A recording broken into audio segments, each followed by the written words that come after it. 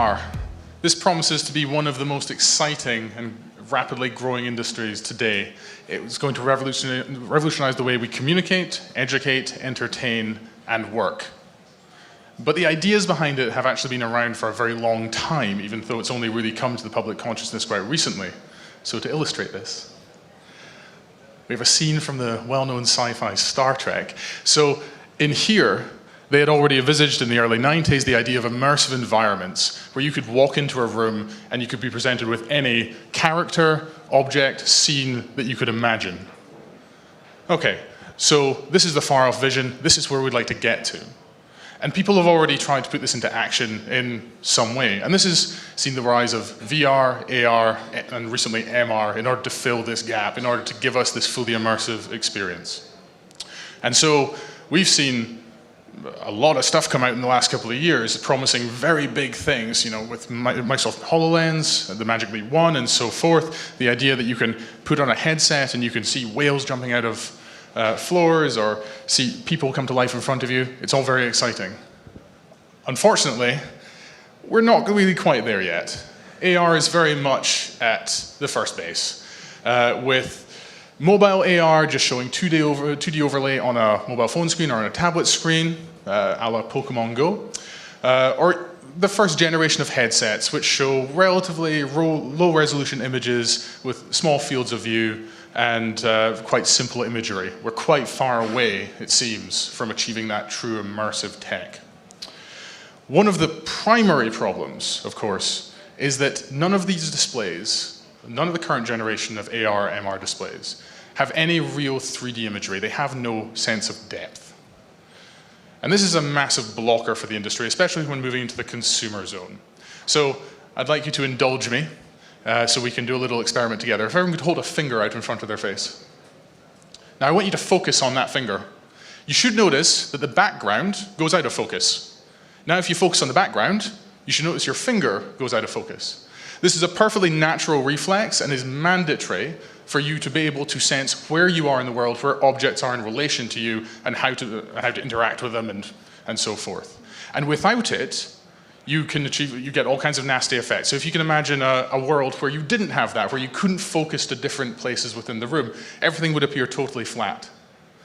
But that is the situation we find ourselves with current generation AR, VR, MR. You get something like what's on the left here. So you have two apples. Perspective tells you one of the apples is further away. But your ability to sense depth, your focus tells you actually it's in the same place. What we'd like then is this. We'd like it such that virtual objects naturally defocus along with the environment in order that they look like they're seamlessly integrated. That will give that mixed reality that we've always wanted. And so here today I'm going to tell you, AR, VR, MR today achieves the thing on the left. Holographic display, in the way VividQ does it, achieves what's on the right. And this is not just some dream. Here you can see two elephants, and when we focus on the near elephant, you can see that's perfectly in focus. There's another elephant in the background, and if we refocus the camera or you refocus your eye to look in the far field, that back elephant snaps into focus, and you can see this is a genuine 3D object. So VividQ's techniques allow you to create these high-quality, fully 3D objects. And this is a revolution. So while this has been known about in academic circles for quite some time, it's never really got to the stage where it was commercially viable. Indeed, if you look at very recent publications, you'll see results like this. So in a paper that was published just last October, some group was managing to achieve this kind of image quality of that dinosaur in approximately real time, but at a massive loss of resolution. VividQ is able to do the same thing, but in very high quality, in real time, making this technology finally a reality for augmented and mixed reality applications. Okay, so that's the headline. So who are the guys that are actually delivering on this? Why has VividQ managed to make this gigantic leap forward in terms of image quality and speed where others have failed? Well, our company was founded by some technical people out of Cambridge and Oxford, out of the Cambridge Photonics Lab and the Oxford Mathematical Institute, and it's a collection of holographic engineers and mathematicians and physicists who all have PhDs in their various disciplines who have come together in order to solve these very specific problems. These are backed up by a very experienced commercial team who have many years' experience in marketing and biz dev and delivering products to the market. So, now the interesting bit. How does this work? How did we actually make these 3D images? So what is the technology based on?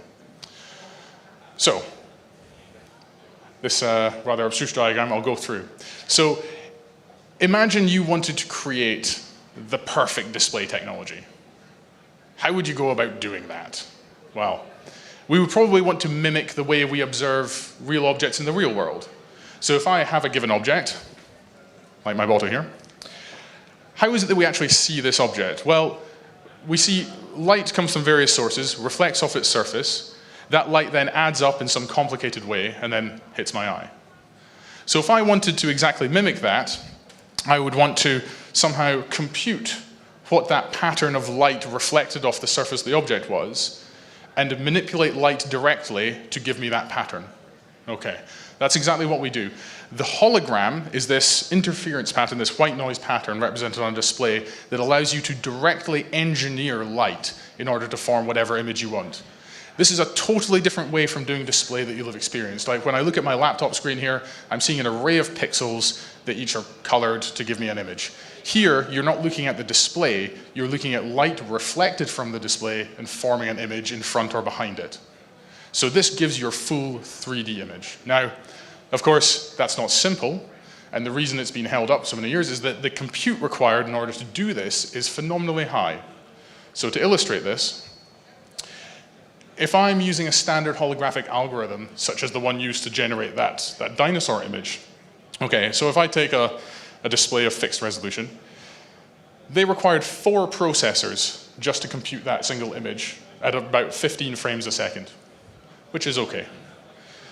VividQ's solution allows you to do this in much higher quality at over 30 frames per second using just a single processor. Now that's good, but that's not the end of the story. If it was just that, I wouldn't be here. Let's say we were going to double the resolution. So let's say we're either going to double the display size or we're going to increase the resolution to give a better image quality. What happens then? Okay, so using VividQ algorithm, if I want to double this, okay, I double my compute. That's expected. That's pretty much in line with everything else. But what if I want to use the algorithm, the traditional algorithm that's used to compute that dinosaur? Now we need this much times 2. So you can start to get an inkling for why this is a technology that has never really managed to get out of the academic lab or seen any commercial use, and certainly not within portable applications like mixed reality.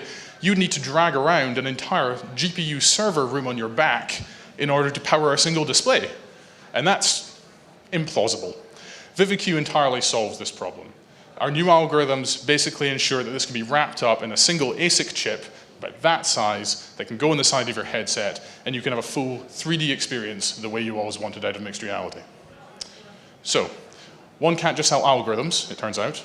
One has to have a product. And so we've wrapped up our algorithms inside an entire framework that's ready for the market, so we can just drop it into a manufacturer who's looking to design these units, and it just works end to end. So starting from the left, we have VividQ Capture. This talks to your 3D data sources, whether that's 3D cameras, game engines, content engines. As long as it has 3D data, we can connect to it and we can pipe data out of it. So one of the demos we've been showing, not just here, but at Photonics West, MWC, and various other places, is you can literally play a holographic computer game. We've hooked this into the game Skyrim, so you can play holographic Skyrim. That is a world first. That has never been demonstrated before and is beyond anything that anyone imagined just a couple of years ago. We have a compression tool, which then allows for fast streaming of the holographic data. Core is where all the magic happens. This is where the very fast hologram algorithms are, where the holograms are generated. And then View talks to your display. We want to make our software as agnostic to the final display as possible so that we can power all the devices that will use holographic display, not just within one field. And View ensures that. So, speaking of those devices, how do we access customers? Where are we going now? Well, VividQ software is a massive enabler for the holographic display market. And we are teaming up with computation providers, chipset manufacturers, display providers to create a combined package and using their sales funnels in order to access our end customers, which are the hardware manufacturers, across a variety of applications. So not just AR, also heads-up displays for automotive. If you can imagine, instead of, I'm sure some of you have a car with a heads-up display, but you just see, your speed and some other stats on your windscreen. Imagine you had 3D objects out in the world with you, arrows guiding you down the correct street, highlighting signs and so forth. This is all now very possible, and indeed, there are companies working on the hardware side of this as we speak. And then, of course, there's a step up to consumer electronics, having holography in your mobile phone so you can see 3D objects standing up out of your phone or floating in front or behind of them. This is all now possible as well. Well, we've already made staggering progress when it comes to setting up these partnerships. We have established partnerships with all these companies so far on both compute and display. And indeed, we've already started implementing our software solutions with the hardware manufacturers as well, with the end goal of a software licensing model whereby when they release products into the market, which we project to be in the next couple of years, we will have our licensed software inbuilt into those devices, either via a chip or directly onto the device itself. So this is a rather impressive list of names. We talked to them all. We're involved in projects with all of them or most of them. But why are they all interested in this? I think Barry really elucidated this very well. The AR market itself is going to be huge and growing extremely, extremely quickly. And holography is one of the components that will allow this to not just get big, but accelerate, because we can take AR devices from where they currently are and push them faster into the consumer market. You may know, of course, that AR is currently somewhat restricted to the industrial sphere. Now, this is in part because the devices can't be worn for a long time. And the reason being that people get eye fatigue, and this is all associated with that lack of depth effect. As soon as you reintroduce a natural visual experience back into the headset, they become devices you can wear all day, and you can then imagine a consumer use. So this will replace your mobile phone, hence the massive growth rate. But of course, holography is not just constrained to the headset. It's not just an AR tool.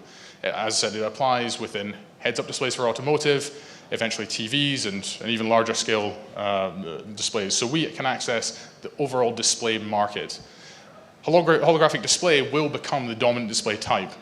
No longer will you be disappointed with 3D TV, because this will be a 3D TV that you don't need a headset for, that everyone can look at simultaneously, and as you look at it, everyone sees slightly different perspectives on what's going on. So it will be a total revolution in the way we do 3D visualization, and will, have knock-on consequences for artistic production and so forth. So, in terms of applications then, we see the first applications within AR. The reason being is that the technology is ready for that right now. The components are available. It's just a case of establishing that ecosystem and getting on the roadmap of tech companies who are generating the devices. And indeed, this is already happening. Heads-up displays, again, technology is already there, and this is in progress. The next generation, we'll see holographic smartwatches, smartphones, improved AR glasses that are much smaller form factor. Beyond that, TVs, and then, of course, beyond that, when we achieve large-scale display, we get our holodeck. Holographic display, the way VividQ does it, is fundamentally the technology that enables us to one day have the holodeck. Because our algorithms scale extremely well, and they don't prevent you having a computer the size of a planet in order to run it, we can now conceivably imagine this within the next 10 years, which is very exciting. So, that's the business. We have a very exciting announcement, of course, this week that we have recently closed with Sure Valley Ventures, who are now supporting us in this endeavor to help us get through these initial partnership negotiations and establish our sales channels in order to get our license revenue turning over. And we are currently raising for a $3 million pre-stage A round, of which Sure Valley has already invested. And yes, we would invite conversations from anyone else who is interested in the field. So, the last thing I'll say then is, the world isn't flat. Why is your display? We should all embrace holography. It is the next generation in technology. VividQ have enabled it. Thank you.